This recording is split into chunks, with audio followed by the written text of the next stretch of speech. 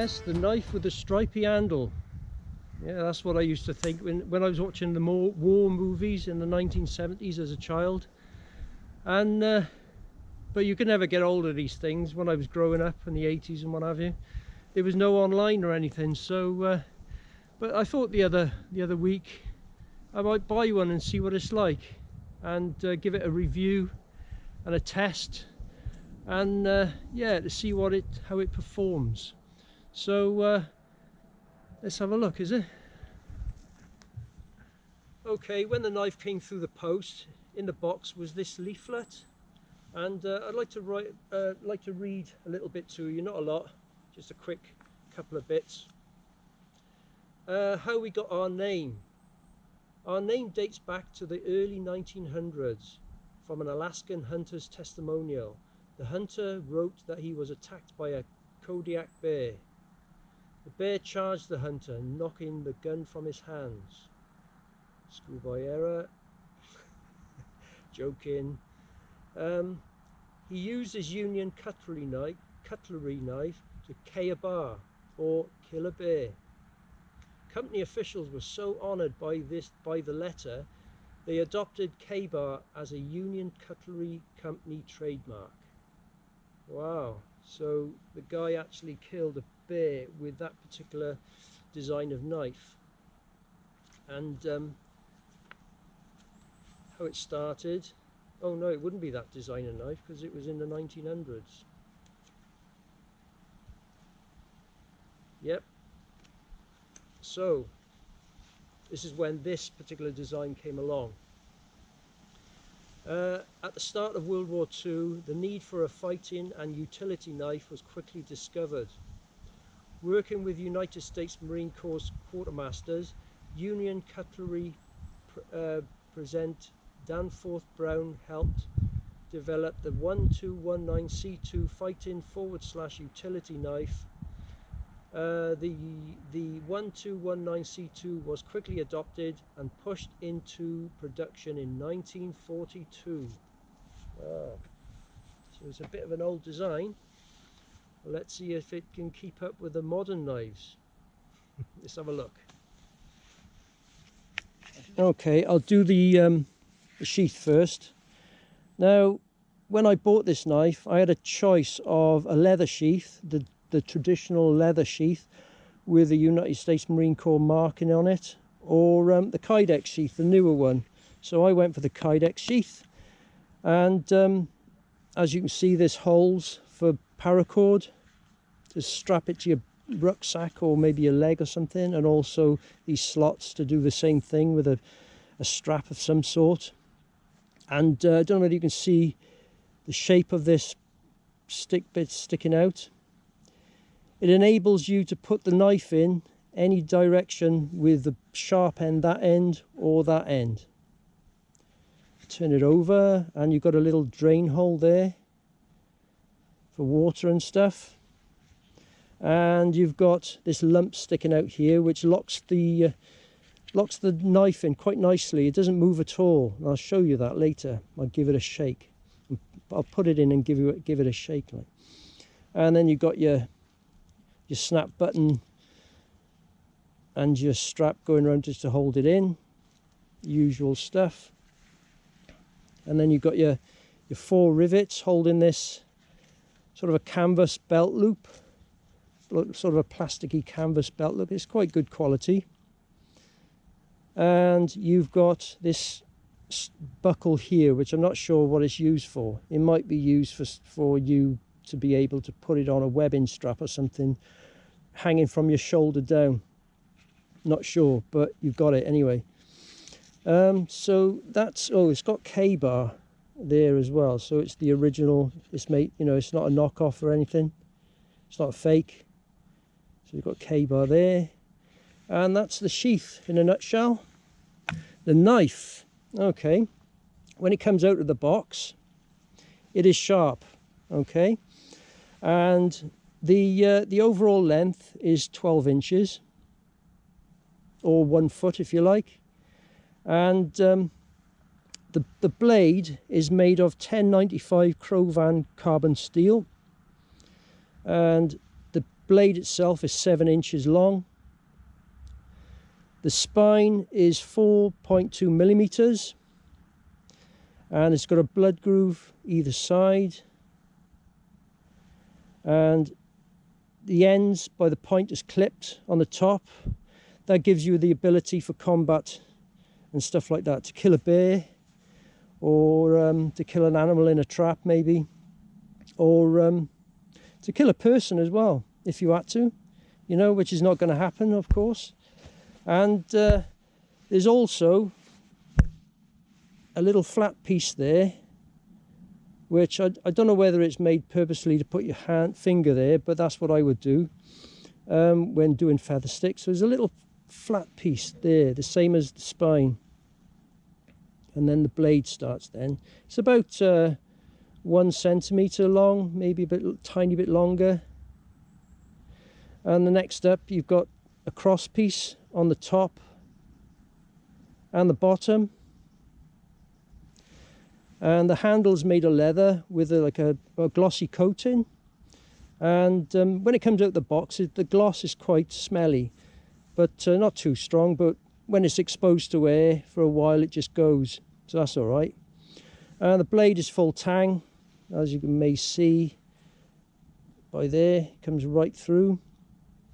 And when I had visions of this knife, I thought the handle would be round, which I thought might be a problem these days, but it's not actually. It's oval. And we can see that it's an oval shape, which allows it to be quite comfortable actually, fair dues. And it's beveled off by there at the end and on the other end as well. It's just a bit thinner, so it's fatter in the center. So yeah, it's quite comfortable, and it's quite a big handle. Well, say a big handle. I've got small hands, so as you can see, there's a bit of a gap there. So if you've got big hands, you could use this knife anyway, so it's not a problem. And this bit here, I don't know what it's used for, just to stop your hands slipping, I don't know. But you could use it to bash things with, you know, to crack open some nuts or something, I don't know. But yeah, so also it's got US Marine Corps on there, USMC, and the name K-Bar Clean NY. And that's it in a nutshell. So let's see how it performs cutting wood. One thing I forgot, to see if it rattles. It's clipped in, and there's no rattle, there's nothing there, so it's well engineered. There you go. I can't get it out, so that's pretty good. It's in. Okay, let's start with a bit of battering the wood down. There it is, that's what I want. Batterer, baton.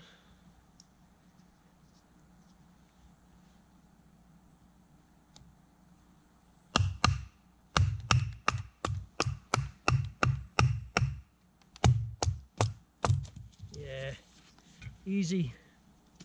That's fine.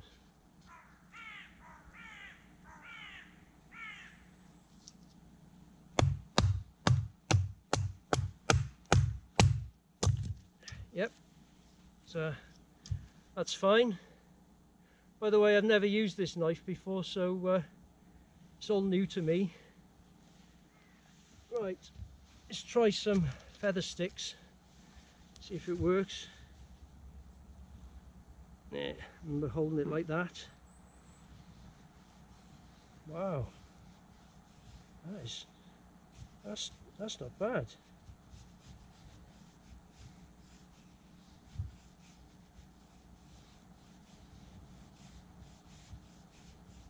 That is actually the best I've ever felt when making fire sticks, feather sticks.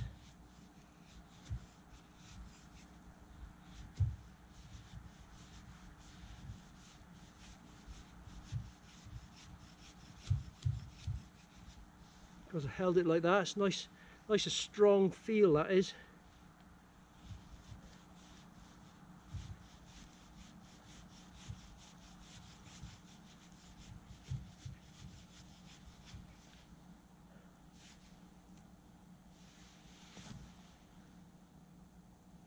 That's pretty good.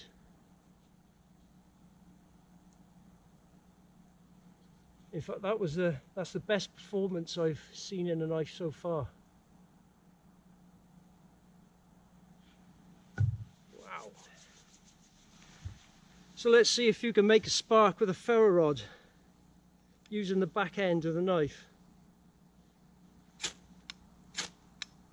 Yep, not a problem.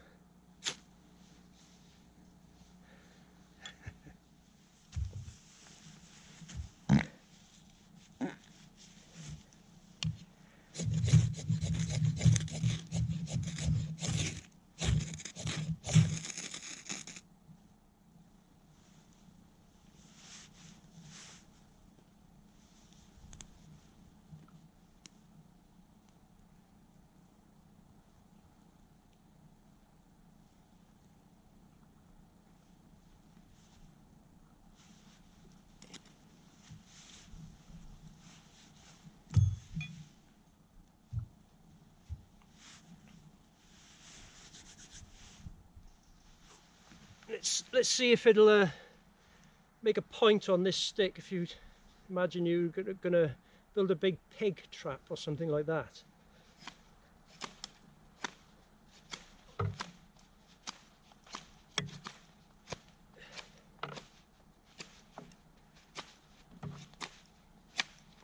Yeah, just the same as any other knife really. That's fine.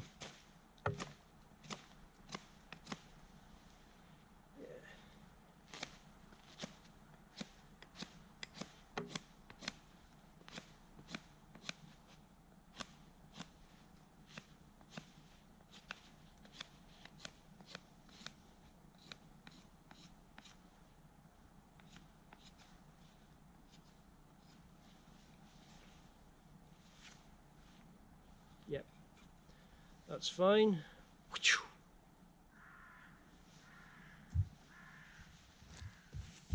Now let's see if the knife can chop. Now I can honestly say, and you can imagine, it's not going to chop large stuff because it's too thin and it's too light really.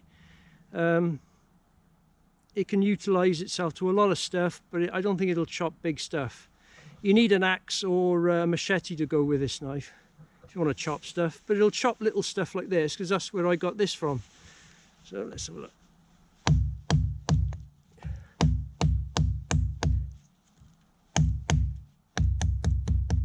Gotta be careful I don't chop my fingers. So you hold it the other way.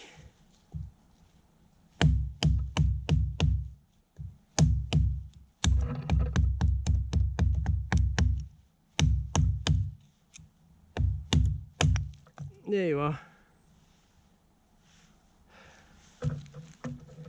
So it'll chop little stuff. Okay, final verdict. Well, this knife is absolutely awesome. Them feather sticks were the easiest I've ever done. The easiest. I haven't used a lot of knives, but the ones I've used, which is the modern ones, this is the easiest so far, and it lit as well, so that's pretty good. All good stuff. Now it's a utility knife, so it's made to do almost anything. So in my eyes, I think it's a little bit better than the survival knives, as in the Ramiers type survival knife. They're good, but I'd prefer something like this, to be honest with you. It just does a little bit more, you know, because you could kill an animal in a trap with it, or kill a Kodiak bear or something. You know, if you're fucking lucky. But I mean, you could stab the dirt around a root, a wild root, and then get the dirt out with a stick to get a bit of food if you're desperate. Or maybe make a trench to put landlines in for a field phone. Well, that might be a bit of a military thing, but it could be a civilian thing as well, depending where you live and what you do. But yeah, utility knife, brilliant, very good. So that's all I'm going to say. And anyway, thanks for watching, and see you around hopefully. Cheers, bye.